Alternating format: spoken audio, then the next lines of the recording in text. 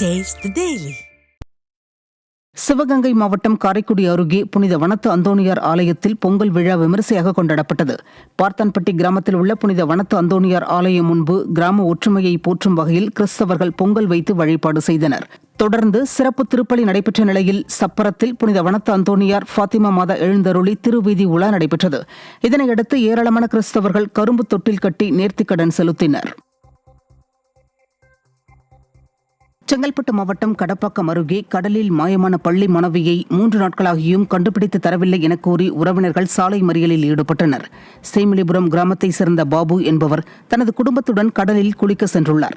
அப்போது அவரது மகள் ஹாசினி கடல் அலையில் அடித்துச் செல்லப்பட்ட நிலையில் 3 நாட்களாகியும் காவல்துறை மாயமான மாணவியை தேடுவதற்கு எந்தவொரு நடவடிக்கையும் எடுக்கவில்லை என கூறப்படுகிறது. இதனால் ஆத்திரமடைந்த உறவினர்கள் சென்னை பாண்டிச்சேரி செல்லும் சாலையில் மறியலில் ஈடுபட்டனர். ராமநாதபுரம் மாவட்டம் பாம்பன் வடக்கு கடல் பகுதி சீற்றத்துடன் காணப்பட்டு வருவதால் கடல் அலைகள் தடுப்பு சுவர் மீது மோதி ராட்சத அலைகளாக எழுந்து வருகிறது.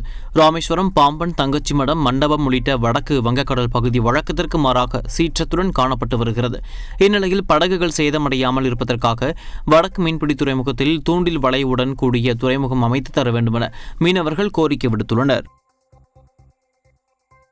ராமநாதபுரம் மாவட்டம் ராமேஸ்வரம் அருகேயுள்ள அரியமான் கடற்கரையில் குப்பை கழிவுகள் மற்றும் மது பாட்டில்கள் நிறைந்தும் குடிநீர் உள்ளிட்ட அடிப்படை வசதிகளின்றியும் காணப்படுவதாக குற்றச்சாட்டு எழுந்துள்ளது. ராமேஸ்வரத்திலிருந்து 28 கிலோமீட்டர் தொலைவில் அழகிய அரியமான் கடற்கரை அமைந்துள்ளது. இங்கு அடிப்படை வசதிகளின்றி பிளாஸ்டிக் மற்றும் குப்பை கழிவுகள் குவிந்தும் கழிவறைகள் சுகாதாரமற்றும் காணப்படுவதால் சுற்றுலா பயணிகள் முகம் சுழிக்கும் நிலை ஏற்பட்டுள்ளது.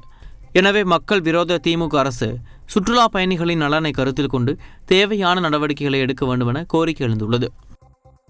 பெண்களுக்கு உடை மற்றும் அறை, கழிப்பறை இவங்களுக்கு இந்த வசதி கொஞ்சம் இங்கே நல்லா இல்லை. அதை பண்ணி கொடுத்தா கொஞ்சம் நல்லா இருக்கும். அதே மாதிரி பார்த்தீங்கன்னா எங்கள் ஒதுக்கு புக்கு அந்த அளவுக்கு கிளீனிங்காக இல்லை, சுத்தமாக இல்லை. அங்கே பார்த்தீங்கன்னா குப்பைகள், மதுபானங்கள் அதிகமாக இருக்குது.